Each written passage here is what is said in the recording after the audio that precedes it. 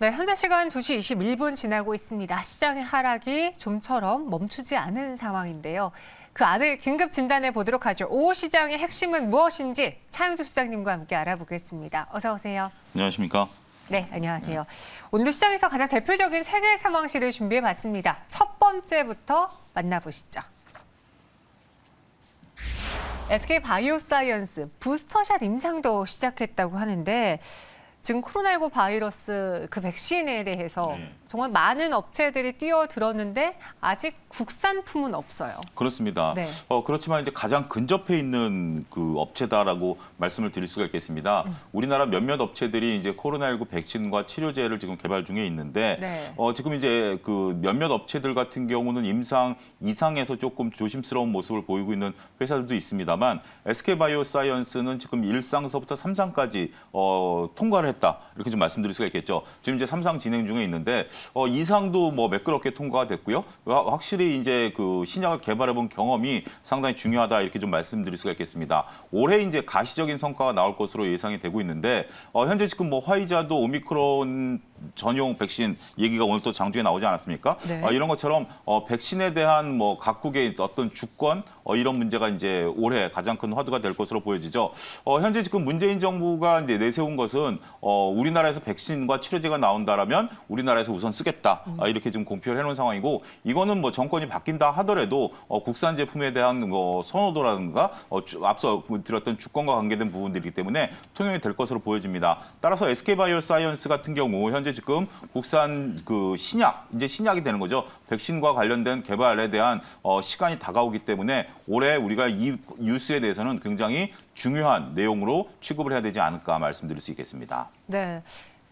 만약에 된다면 네. 정말 잭팟으로 네. 많은 투자자들이 이 회사에 대한 가치 평가를 다시 하게 될 네. 거잖아요. 아직까지는 우리가 확실하게 말씀을 드릴 수 없는 상황에서 이런 모멘텀이 있는데 더불어서 SK바이오사이언스를 포함한 국내 기업들은 위탁 생산의 강자고 그렇습니다. 그로 인해서 백신을 직접 만들지 못해도 돈을 벌어낼 수 있는 장점이 있는데 네. 최근에 보니까 저도 이번에 부스터샷을 맞았는데 네.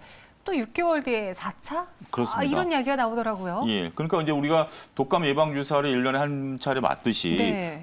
이제 코로나 백신도 이제 좀 정리가 되면서 우리가 이제 저도 3차까지 맞았는데 뭐 4차 정도까지는 뭐 전 국민이 맞아야 되고 그다음부터는 이제 선별적으로 어떤 진행이 되겠죠. 이제 시간이 해결된 문제다라고 말씀드릴 수가 있겠는데 이제 이렇게 된다라면 백신이 지금 현재 영업이익률이 높아요. 그래요? 이게 이제 지금 이제 SK바이오사이언스하고 삼성바이오로지스가 이제 위탁 생산하잖아요. 위탁 생산 이전에 영업이익률이 한 20%대 중반이었습니다. 근데 위탁 생산한 2021년 상반기까지 보니까 영업이익률이 40%예요. 많이 영업률이 올랐네요. 굉장히 높아요. 근데 이게 이제 직근무 같은 경우 이제 거의 독점적인 뭐 과점적인 성격이다라고 말씀드릴 수가 있겠죠. 몇몇 회사가 글로벌 시장을 장악하고 있는데 지금 현재 백신이라는 것은 중국도 만들었고 인도도 만들었고 러시아도 만들었고 각 나라들이 만들고 있지 않습니까? 이게 이제 국가적 전 세계적으로 범용적으로 쓰이는 거와 국내에서 쓰이는 용도가 이제 다르게 이제 쓰이는 백신들이 나오니까 이렇게 높은 영업이익률이 이제 나타나기는 쉽지 않다. 그러니까 이제 우리가 진단 키트 같은 경우도 초반에는 그 이익들이 굉장히 높았습니다만 이제는 진단 키트는 뭐 이렇게 우리가 특별하게 잘 안 보지 않습니까? 따라서 그렇게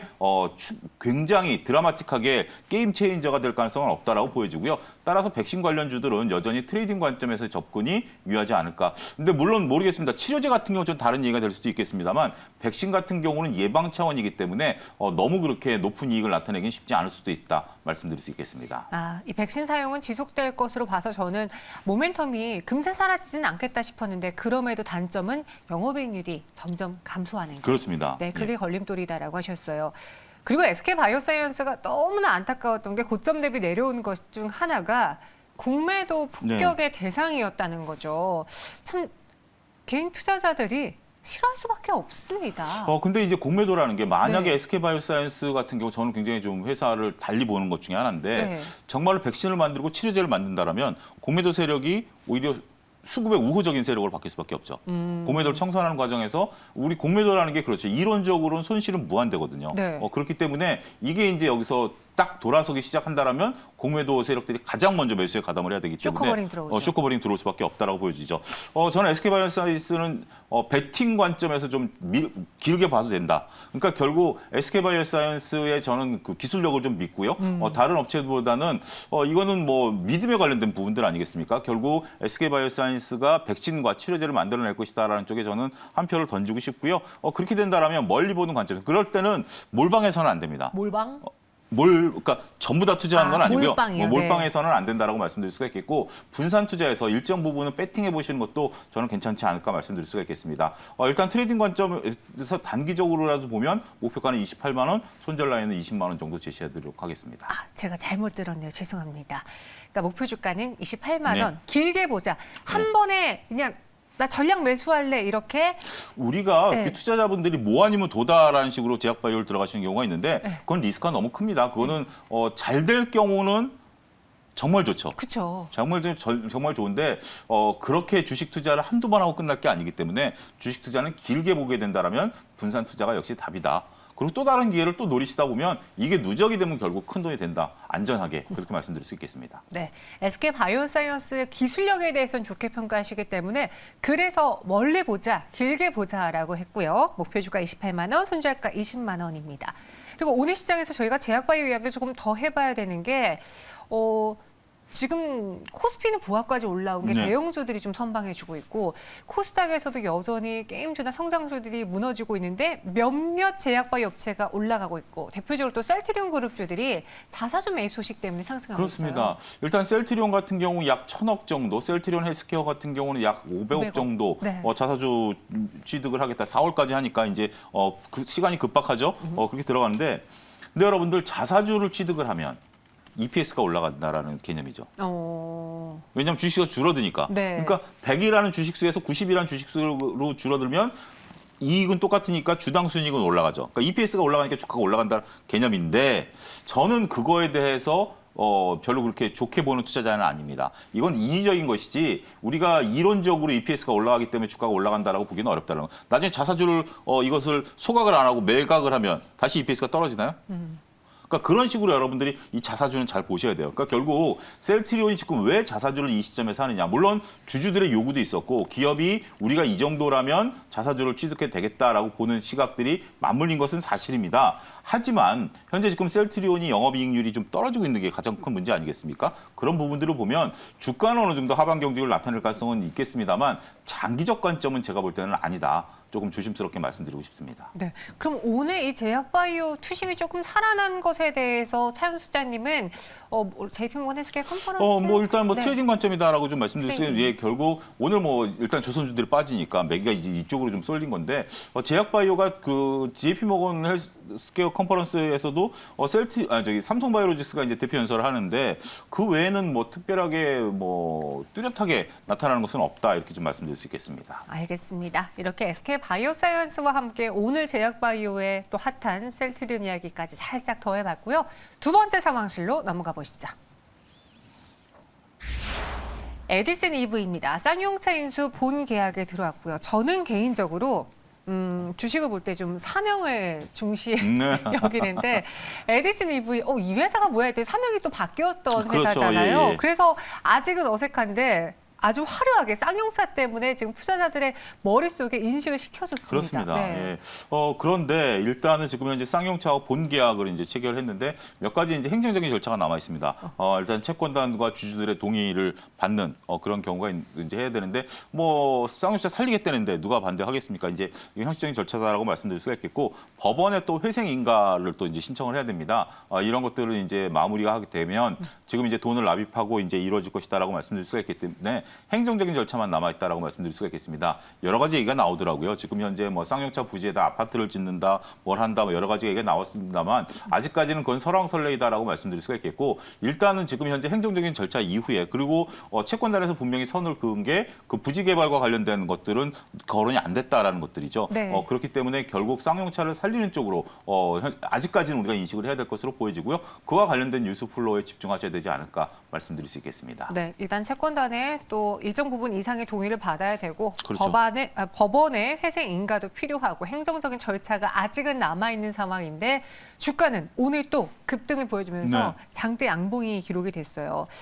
일각에서는 이제 너무 묻지마로 개인 투자자들이 이 에디슨 EV가 지금 쌍용차와 가장 밀접하게 연관되어 네. 있으니까 너무 빠져드는 거 아니냐를 좀 우려하던데 차영 소장님, 이 에디슨 EV를 향해서 어떻게 투자 판단을 내리면 좋을까요? 일단은 뭐 신규 매수는 어렵다라고 보여지고 갖고 계신 분들은 이제 다른 분들에게 넘겨주셔도 될 것 같습니다. 지금 현재 우리가 이제 쌍용차라는 회사가 갖고 있는 어떤 한계성 이런 것들이 있지 않습니까? 전기차가 없는 회사거든요.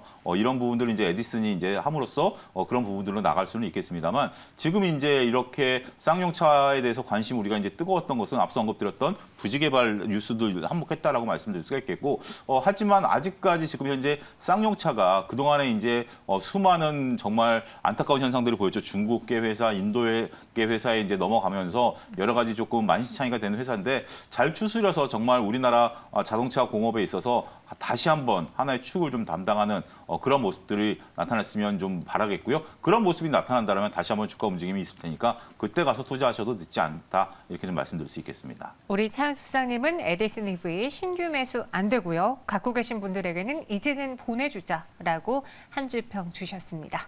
마지막 상황실 넘어가 볼게요. LG 에너지 솔루션 정말 말 많았던 그 회사가, 그 기업이 드디어 IPO 코앞에 돌입했습니다. 상장 일정과 함께 지금 뭐 공모밴드 한 30만 원 정도 네. 예상하고 있던데 예상 시총 순위 어떻게 되나요, 그럼? 일단 이번 주에 기관 수요 예측이 있고요. 여기서 이제 가격 결정될 것으로 보여집니다. 지금 현재는 밴드 상단인 30만 원에 결정될 것으로 현재 보고 있고요. 다음 주에 이제 일반 공모 시작. 지금 고객 예탁금이 60조까지 줄었던 게 다시 70조까지 늘었어요. 오, 최근에. 그러니까 네. 이제 이 돈이 주식으로 사고 있지는 않기 때문에 이게 아마 이 공모 관련해서 지금 자금이 들어와 있는 것으로 미뤄 짐작할 수 있습니다. 그리고 이제 27일 날 코스피에 이제 입성을 하죠. 근데 지금 현재 30만 원 정도에 입성을 하면 대략 시총 한 60조 정도. 근데 일부 증권사에서는 40만 원까지도 바라보더라고요. 그렇게 된다면 시총이 90조입니다. 그러면 SK하이닉스랑 어깨를 또 나란히 합니다. 어찌됐든 시총이 일단은 만만치 않은 종목이 들어와요. 근데 이거와 관련해서 현재 지금 뭐 패시브 자금이든 액티브 자금이든 수급이 변동성이 생길 수밖에 없죠. 이거는 뭐 기업의 가치가 아니라 무조건 물량을 끼워놔야 되는 어떤 부분들이기 때문에 이런 거에 따라서 전반적으로 시장이 한 차례도 요동칠 가능성 이런 불안감 때문에 현재 지금 국내 지수가 조금 못 올라간다 이렇게 이해를 하셔야 될 것 같습니다. 네, 특히나 2차 전지 그리고 이쪽 전기차 관련주들의 자금이 아웃되는 또 대표적인 이유 중에 하나였잖아요. 그렇습니다. 이 LG 에너지 솔루션이 중장기 전략을 공개했는데 근데 이 중장기 전략에 보니까 뭐 CATL을 따라잡겠다 뭐 이런 거기에 좀 타겟을 맞추고 있더라고요. 뭐든지 전략은 화려하죠. 네. 원래 정현 아나운서도 주식할 때 나는 돈을 벌 것이야라고 들어갔는데 나는 부자가 될 것이야. 예, 근데 주식해서 돈을 많이 잃으셨잖아요. 그런 것처럼 이게 그러니까 이제 제가 이제 농담으로 예를 들어드린 건데 네. 회사는 무조건 비전을 높게 세울 수밖에 없죠. 그렇죠. 그건 당연한 건데 그걸 여러분들이 고지고대로 받아들이실 게 아니라 생각을 해봐야 된다라는 겁니다. 지금 이제 셀업체 같은 경우 경쟁이 더 심하대요. 물론 LG 에너지 솔루션 같은 경우 국내에서 점유율이 가장 높고요. 그다음에 미국 시장과 유럽 시장에서도 점유율을 높여간다. 이거는 맞습니다. 하지만 이번 CES에서 저는 굉장히 변화가 나타난 게 벤츠가 1000km 달리는 배터리를 발표했지 않았습니까? 그러니까 이제 벤츠가 내재화한다라는 아주 이건 선언적인 발표예요. 저는 그 1000km가 중요한 게 아니라 벤츠가 배터리 셀을 만들어냈다. 이게 저는 굉장히 쇼킹한 뉴스다라고 받아들여야 된다는 거죠. 결국 셀 업체들의 경쟁은 더욱더 심화될 수밖에 없다라고 보여지고요. 하지만 일단 LG 에너지 솔루션이 일단 상장 초기에는 글로벌 자금들이 유입될 것으로 보여지고요. 점유율을 높인다라고 하니 일단은 좀 상황을 봐야 되겠습니다만 결국 시간이 흐를수록 셀 업체들의 이익이 고정화될 것이냐 아니면 수많은 경쟁 속에 떨어질 것이냐 이거는 여러 투자자분들이 한번 신중히 고민해봐야 될 문제가 아니겠는가 말씀드릴 수 있겠습니다. 다시 또 한 번 대두되는 그 완성차 업체들의 배터리 내재화가 쪽, 정말 제가 항상 보는 게 자동차 회사들이 외주를 많이 주잖아요. 여러 가지 이제 산업 연관성이 벤더들이 높으니까 많죠. 대략 한 2만여 개의 부품을 사용하니까 일반 지금 현재 승용차 기준으로 봤을 때 근데 유일하게 외주 안 주는 게 있습니다. 엔진이거든요. 엔진에 관해서는 자체 개발을 합니다. 근데 현재 지금 나중에 전기차로 됐을 때 엔진이 이제 사라지잖아요. 지금 현재 엔진이 그러면 전기차 회사들이 가장 중요하게 따지는 게 뭘까요? 배터리. 그렇습니다. 배터리를 만들어내야 배터리 모양이라든지 성능에 따라서 자동차를 개발해낼 수 있거든요. 근데 내가 이것을 외주를 준다? 저는 글로벌 자동차 회사라면 제가 CEO라면 이거는 뭐 눈에 불을 켜고라도 내재화해야 되지 않을까 말씀드릴 수 있겠습니다. 네. 그래서 일단은 기술력이 없는 상황에서 LG 에너솔루션이라던가 삼성 SDI, 뭐 SK온의 손을 빌리더라도 이제는 네. 점점 발톱을 드러낼 것이다. 그렇습니다. 라는 이야기를 네. 주셨습니다. 그럼 투자자들은 지금 LG화학에 대해서 안고 없는 찐빵이라고 좀 원성이 자자해요. 네. 그리고 지금이야 우리가 이 충격을 다 어느 정도 좀 둔해졌지만 처음에 이 분할 발표 나왔을 때는 정말 아찔할 정도로 놀랐던 그렇습니다. 그런 이슈였거든요. LG화학은 LG에너솔루션 상장 이후 어떻게 움직이게 될지 투자 가치를 한 줄 평으로 정리해 주시죠. 투자자분께서 화학 섹터에 관심이 있다면 LG화학 보유하셔도 됩니다. 하지만 대부분의 투자자들은 2차 전지를 보고 LG화학을 사셨을 거예요. 그런데 지금 외국인들이 LG화학을 사고 있죠. 넘겨주십시오. 아, 외국인한테요? 예, 외국인한테 던져주십시오. 그 외국인들 같은 경우 여러분들 생각을 잘 하셔야 되는 게 외국인이 사기 때문에 LG화학이 뭔가 좀 올라가지 않을까? 근데 결국 LG화학은 이제 화학회사가 되고요. LG에너지솔루션은 이제 에너지회사가 되는 거예요. 외국인들 같이 큰 자금을 운영하는 거와 우리 같은 개인 투자자들 입장에서 본다면 선택의 문제거든요. 다 가질 수 없습니다. 그렇기 때문에 오히려 외국인들이 이렇게 사줄 때 저는 넘겨주고 외국인들 뭐 좋게 가져가고 우리는 다시 LG에너지솔루션에 집중하실 필요가 있지 않을까? 저는 좀 이렇게 냉정한 전략을 좀 말씀드리도록 하겠습니다. 정말 화학업체로 이 회사를 보는 게 아니라면 미련을 갖지 말자 해주셨고요. 은님이 그럼 LG에너지솔루션 상장으로 인해 2차 전지 전망은 어떻게 될까요? 매수 관점으로는 상장 이후가 좋을까요? 라고 하는데요. 그렇습니다. 일단 LG에너지솔루션은 초반에는 지금 이제 기관과 외국인들이 기계적으로 끼워넣어야 돼요. 그렇기 때문에 수급이 몰릴 겁니다. 그런 이후에 수급이 조금 잦아들었을 때 개인 투자자들이 접근하실 필요가 있고요. 저는 셀업체보다는 2차전지 소재 관련주들을 오히려 담으시는 게 중장기적으로 투자하기에 좋지 않을까 말씀드릴 수 있겠습니다. 그럼 그거는 LG에너지솔루션 상장 이후에? 그렇습니다. 알겠습니다. 이렇게 오늘 세 가지 상황실을 통해서 시장의 긴급 진단해 봤습니다. YG경제연구소 차은수 시장님은 여기서 인사드릴게요. 고맙습니다.